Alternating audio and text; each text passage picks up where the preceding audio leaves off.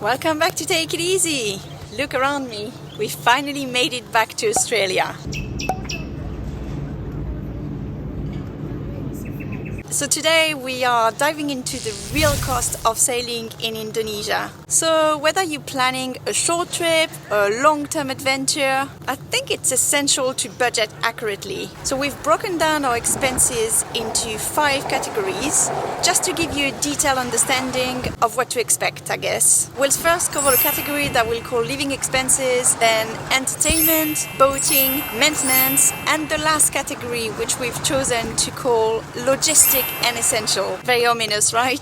We'll also include tips on where you can perhaps save some money. So if you're traveling on a budget, stay tuned till the end, we've got you covered. Don't forget to subscribe if you're new to the channel and drop us a like, and let's get started. I'll be moving along, singing my song, running around, ain't nothing wrong. The live long day. I said, the live long day. So first, for context, we need to talk about where we went and when.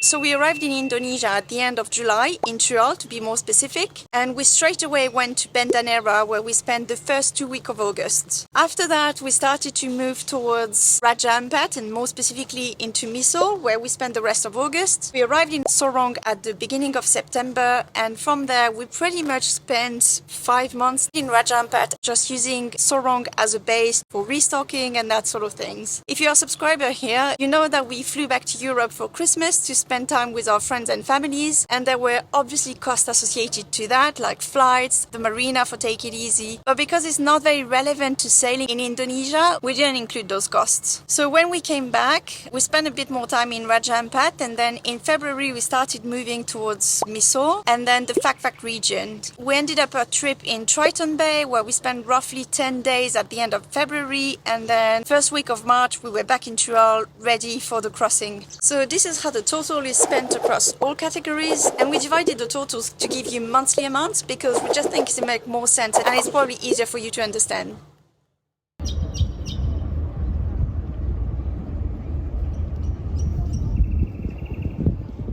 The first category, living expenses, includes groceries and household. So for groceries, it's anything we might have bought at supermarket, local markets, or even directly to locals paddling to a boat to offer things like fish or coconut. Full transparency, we didn't necessarily need such items, but we never say no to locals trying to hustle and provide for their families. It also includes alcohol, and some of those groceries had been bought in Australia as part of our provisioning. If you want more details, we have a dedicated video on the cost of grocery shopping in Raja Ampat.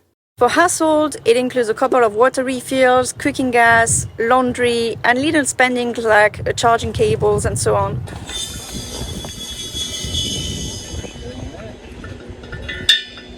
The total is negligible, but we'll include it nonetheless. I guess it's a bit difficult to tell you where you can save money on this one, because only you know how to answer your needs in this category, which are probably very different from ours. But there's one thing that I could mention is that imported items can be more expensive in Indonesia, so you may want to stock up on that as much as you can before leaving, or just eat local and, forgo the cheese while you're here.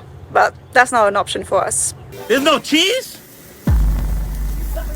Okay, next up is the fun category. And again, we are splitting it out in 2, starting with our favorite activity in the world, eating out. So that includes meals, drink, and the occasional ice cream. So the prices can vary greatly because you can literally eat for like $4 each in a local restaurant. But if you go in touristic places, you'll also find like Westerner restaurants with prices that are similar to what you could get in Australia, for example. So yeah, you guessed it. We didn't reach almost $150 per month with $4 meals. Although I wish, because that would have meant less cooking. The second part of this category is for activities, and these can vary greatly depending on your preference and how often you indulge. But for us, if we are visiting a new country, we try to do as much as we can. So this mostly includes dives, but also local guides, scooter hire, and the spice tour in Banda Neira. We could have added to this our Netflix subscription, but if we'd been smart about it, we would have paused it while in Indonesia because we barely used it. And we also purchased a stand-up paddle boards before leaving Australia, but again, we'll leave it out. Our tip for saving money here is to choose the local option. The local cuisine is delicious and affordable, so you'll save a lot of money this way. And for the dive, it's very affordable everywhere except in renowned diving spots like Raja Ampat or Triton Bay. So try to look around and pick the dive center that is most affordable. We highly recommend Tarzan diving in Raja Ampat. It's close to the best diving spots and it's very affordable compared to other centers in this area who can come at like double the price.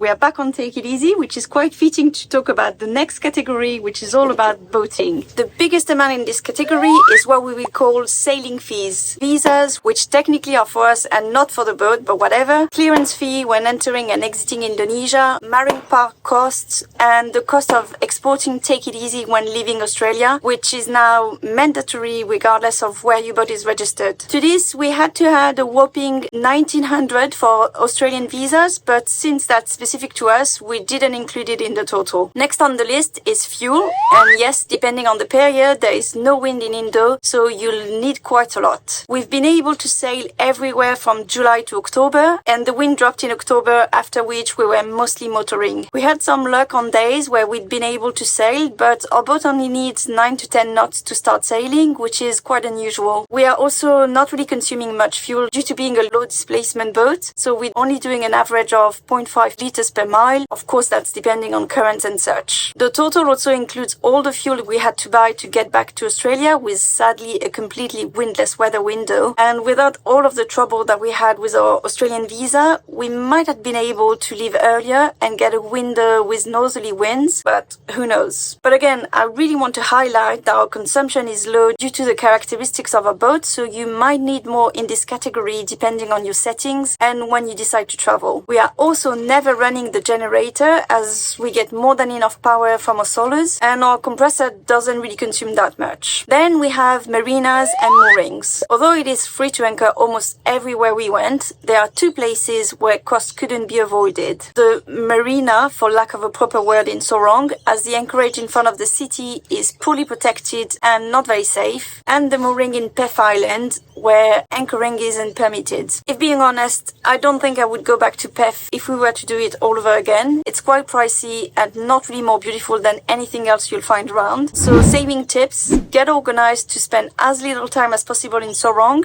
and skip Peth if you are trying to save money. Next is what we will call navigation, which includes the charts that we had to buy for Indonesia. So we bought Navionics for the chart plotter and the mobile app, but quite frankly, doubling up on a chart that is often incorrect might not be necessary. So saving tip, only buy one, I guess. Finally, and that's of course the biggest amount, our insurance and registration fee. Well, technically the Rego is extremely cheap, but not the insurance. It is worth mentioning that insurance would probably have been higher to cover us in Indo, but our provider refused to give us cover outside of Australia, so we ended up taking the risk and leaving without coverage. I wish I had a saving tip for you on this one, but if you do, please leave a comment below. The next category is maintenance, which covers repairs and upgrades. So let's start with the repairs, which luckily came in pretty cheap for us this year, probably thanks to the extensive work that we did last year. We had a couple of issues with the dinghy outboard and our electrical system, which meant that we had to get someone to come and help us. But let's face it, tradies in Indonesia are pretty cheap. We also got servicing for 2 of our scuba tanks, just because it is pretty expensive in Australia, so we might as well do it there. And then we had a couple times where we had tool missing, so we had to buy them locally or order them online. It's also worth mentioning that the total also include whatever we stocked up on in Australia before leaving, and all of the revision work that we did before leaving as well to prepare, like the revision of the autopilot.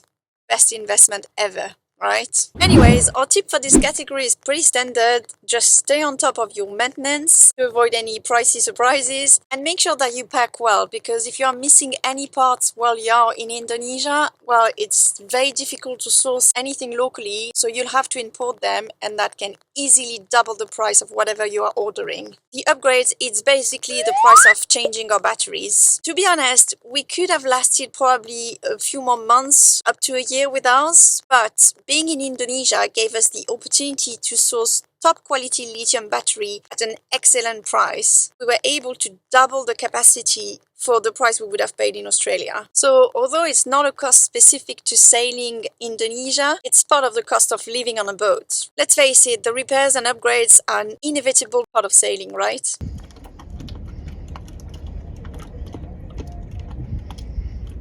Okay, let's wrap this up with logistic and essentials, which I am sure you're all wondering what it is, right? Well, logistic is all about transportation and internet, while essential is all about healthcare. So let's start with transportation. It mostly includes taxis and rentals. And here again, there are costs that we could have avoided if really needed. For example, in cities like Sorong, you can download an app called Gojek. It's similar to Uber, and you can basically get a taxi to the supermarket for less than $5. You can also hire scooters for half a day or day, but keep in mind that driving in Sorong isn't easy, and if you are going for a restock, for example, bringing everything back on a scooter might not be an option. We chose the more expensive option to hire local taxi drivers for several reasons. First, you pay them by the hour and they follow you around, they wait for you, they can help you carry you shopping if necessary, so in essence they just make your life easier. They also have the local knowledge, so they know exactly where to take you, which becomes very handy when you are looking for specific tools, for example, or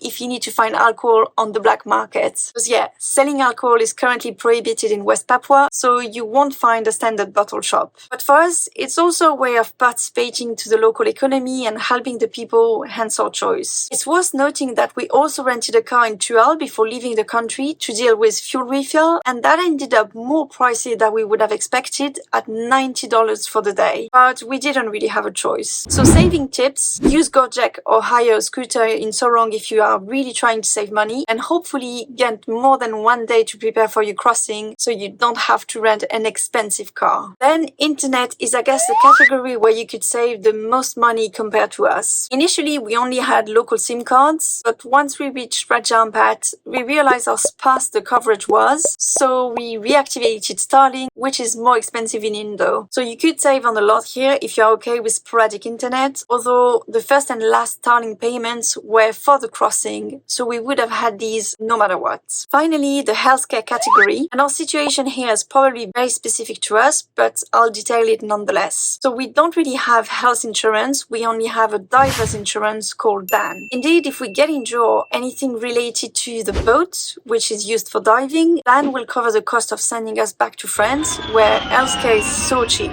like so cheap. So the rest of the costs in this category are just for restocking our medicine cabinet, and then when we went back to France, a couple of blood tests for, yes, $40. Told you it was cheap. So including everything, we come up to a total of about 3,600 per month for the two of us, and take it easy. If we remove the battery job, as it's not really relevant to sailing Indonesia per se, we come closer to 2,500 per month. As a reminder, when we last did this kind of video to cover the cost of our sailing gear in Australia, we came up to more than 61,000 for the year, so just over 5,000 a month. Again, removing from the total the upgrade that wouldn't be part of a yearly budget, namely that year the outboards and the water maker, we come to a total of 3,600, so only an 1,100 difference. But it's kind of hard to compare the two because that specific year covered the extensive amount of repairs that we had to do after 3 years of nothing during the pandemic. Anyways, all of that rambling to say that sailing in Indonesia isn't as cheap as you'd expect for a country where, let's face it, you can find accommodation for less than $40 a night. And as you can see in this pie chart, the main reason for that are the crazy costs of visa and other sailing fees. But I'm not gonna lie, it is so far my favorite country, so totally worth it. Just make sure you account for that if you are planning to visit this amazing country.